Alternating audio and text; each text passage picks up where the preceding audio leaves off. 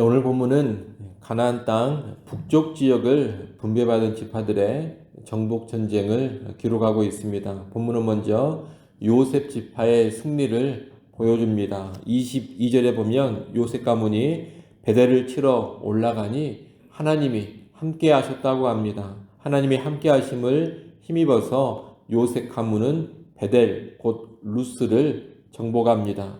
이 과정에서 요셉 지파는 정탐꾼을 보내어 성읍의 상황을 파악하게 하는데, 이 정탐꾼들은 베델에 거주하는 가나안 사람의 도움을 받아서 성읍의 입구를 알아차립니다. 이로 인해 베델을 수월하게 공격해서 정복합니다. 그리고 도움을 준 가나안 사람과 그 가족을 살려줍니다. 요셉 지파가 베델을 정복한 이 과정은 여리고 성의 정복을 떠올리게 합니다.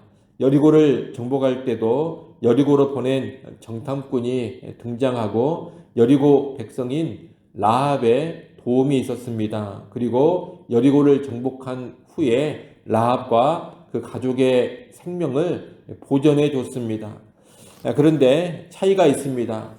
라합과 그 가족은 이스라엘 백성 안으로 들어와서 완전히 이스라엘의 동화가 됩니다.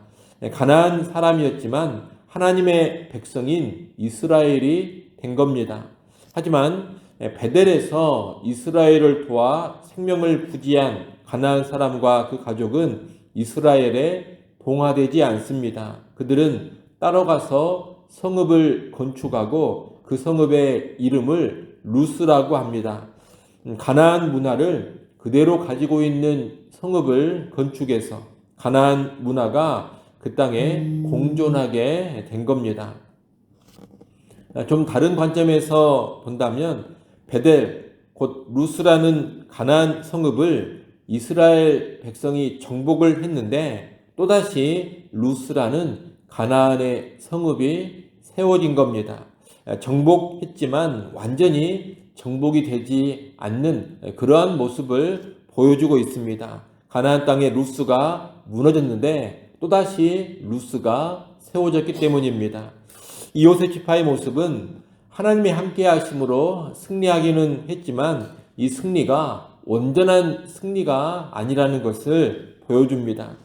지금 이스라엘 백성은 승리하면서도 계속 승리 안에 불행의 씨앗을 뿌리고 있습니다. 그래서 승리지만 불안한 승리다, 그렇게 말할 수가 있겠습니다.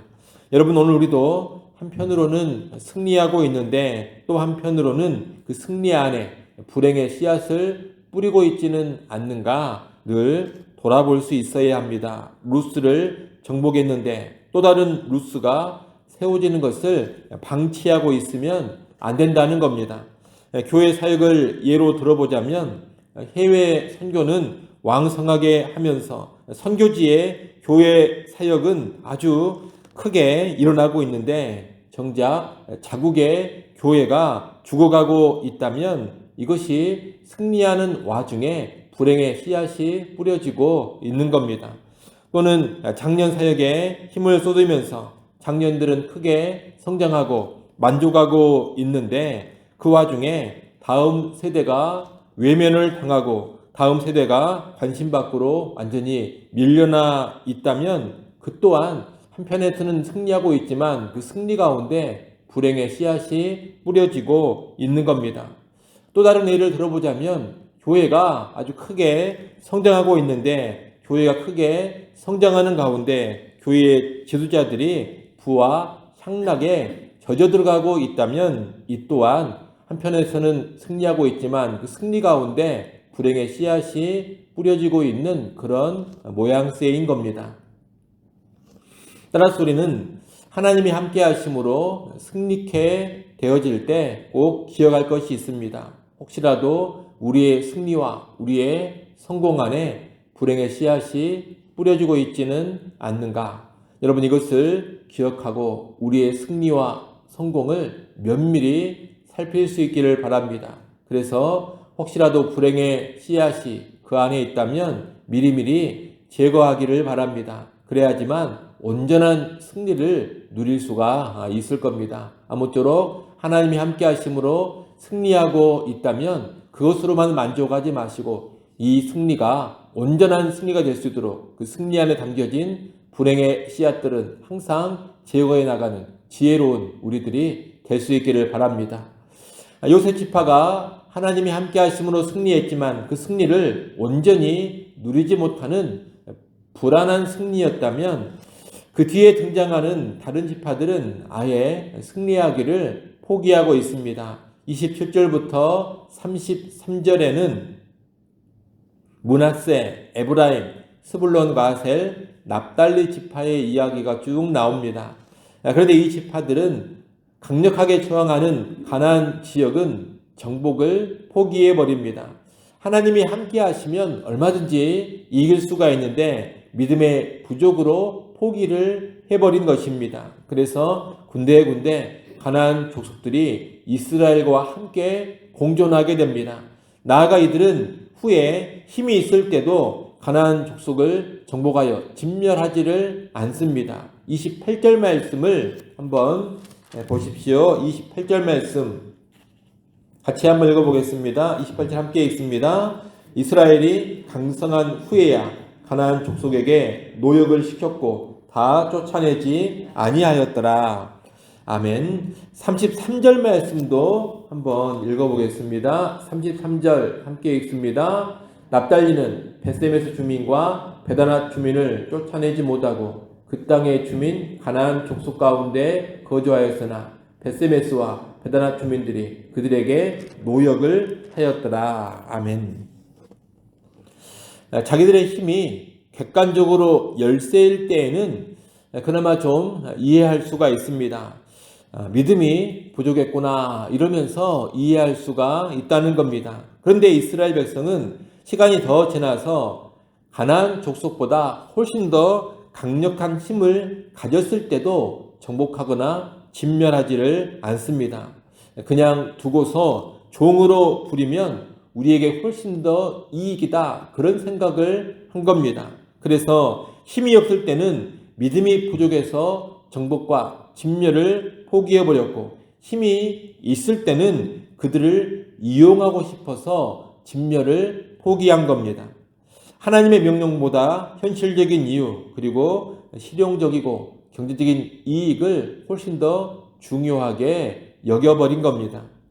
이들은 가나안 족속을 종으로 부리면서 나름 수월하고 편한 삶을 살았을지 모릅니다. 하지만 이들에게는 하나님이 함께 하시니라 그런 언급이 전혀 나오지를 않습니다. 하나님이 없는 그저 그들만의 삶이었던 겁니다.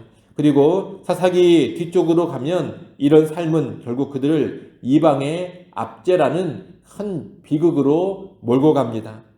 오늘날에도 이 북쪽 지파들과 같은 사람들이 있습니다. 이들은 믿음으로 살 생각을 하지 않고 뭔가 없으면 없어서 순종을 못한다 그렇게 말하고 또 뭔가 많으면 그 많은 것으로 하고 싶고 누리고 싶은 것이 많아서 순종을 하지 않습니다. 힘들면 힘들다는 이유로 순종을 안 하다가 이제 편안해지면 다른 데로 눈이 돌아가서 순종을 안 합니다. 예컨대 돈이 없을 때에는 돈이 없어서 경제적으로 힘들어서 말씀대로 지금 못 살겠다 그렇게 말합니다. 그러다가 나중에 이제 경제적으로 여유로워지면 돈이 많아지면 그때는 그 돈으로 하고 싶고 즐기고 싶은 것이 많아서 말씀대로 살지를 않습니다. 여러분 이런 인생은 하나님이 함께 해주시는 것을 절대로 경험하지 못합니다. 그저 비극적인 인생일 뿐인 겁니다. 그러니 여러분 현실적인 어려움들, 경제적 이익들을 절대로 말씀보다 앞세우지 않기를 바랍니다. 신자는 언제나 믿음을 가지고 살아야 되고 말씀대로 순종하며 살아야 합니다. 현실에 어려운 부분들이 좀 있다 하더라도 믿음으로 뛰어넘어서 순종을 해야 합니다. 또 눈앞에 이익과 누릴 수 있는 것이 많이 있다 하더라도 순종을 위해서라면 기꺼이 거부하고 포기할 줄도 알아야 합니다. 그렇게 살아가는 것이 진정한 하나님의 백성의 삶입니다. 신자의 참된 삶인 것입니다. 우리에게는 그런 삶이 꼭 있기를 바랍니다. 마지막으로 34절부터 36절은 단지파의 이야기입니다. 이 단지파는 가장 무기력한 모습을 보여줍니다. 다른 북쪽 지파들은 가나안 족속을 쫓아낼 수 있어도 쫓아내지를 않았습니다. 그런데 단지파는 이제 아예 가나안 족속들에게 밀리고 있습니다. 단지파는 가나안 족속에 의해 산지로 몰려서 거기서 옴싹달싹 못하는 그런 신세가 되어버렸습니다. 오늘 본문에는 안 나왔습니다만 후에 단지파는 이 지역조차 지키지를 못하고 가나안 북쪽 끝으로 쫓겨갑니다. 그래서 단지파가 원래 분배받은 지역은 시간이 지난 후에 요셉 지파가 제압을 하게 되는 그런 일이 벌어지게 된 겁니다. 이 단지파의 모습은 가나안 족속을 쫓아내야 될 이스라엘이 이제 오히려 가나안 족속에게 쫓기는 신세가 되어버렸음을 보여줍니다. 원래 믿음을 가지고 정복할 수가 있었는데 믿음을 상실하니 오히려 쫓겨나는 수준으로까지 전락해버린 겁니다. 여러분, 믿음을 상실하고 타협하는 그런 신앙이 되어버리면 절대로 더 좋아지지가 않습니다.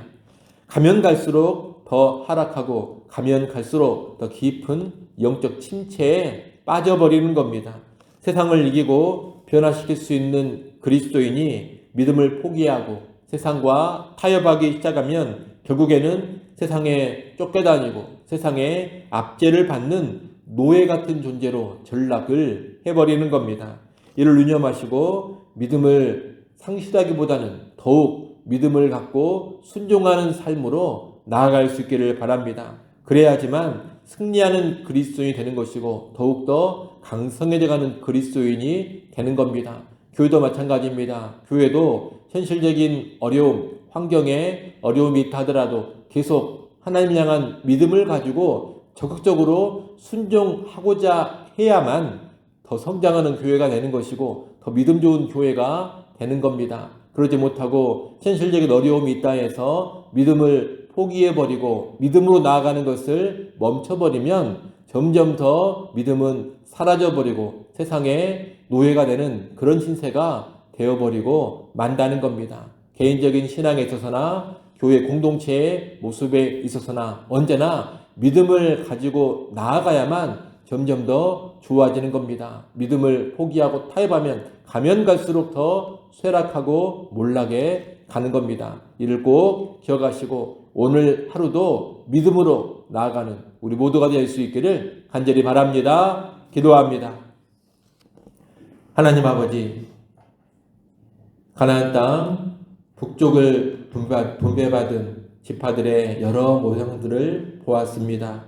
불행의 씨앗을 잉태한 승리가 되지 않게 하여 주시옵소서. 하나님이 함께 하심으로 승리했다면 그 승리가 온전한 승리가 될 수 있도록 더 깨어 근신하는 우리 모두가 되게 하여 주옵소서. 세상과 타협하지 않기를 간절히 원합니다. 눈앞의 이익을 위해서 믿음으로 살아가는 삶, 순종하는 삶을 포기하지 않게 하여 주옵소서. 믿음을 포기하면 결국 나락으로 떨어져 버린다는 것을 알게 하셔서 오늘 바로 지금 믿음으로 살게 하시고 현실의 모든 어려움과 환경의 난관을 극복하고 믿음으로 전진하며 나아가게 하여 주옵소서. 아버지 하나님, 이 시간 하나님 앞에 나와 기도할 수 해주셔서 감사합니다. 기도하는 시간도 모든 의심을 버리고 믿음으로 간구하는 시간 되게 하시고 기도하는 시간을 통하여서 우리의 삶이 더욱 믿음으로 충만해지게 하여 주옵소서. 예수님의 이름으로 기도드리옵나이다. 아멘.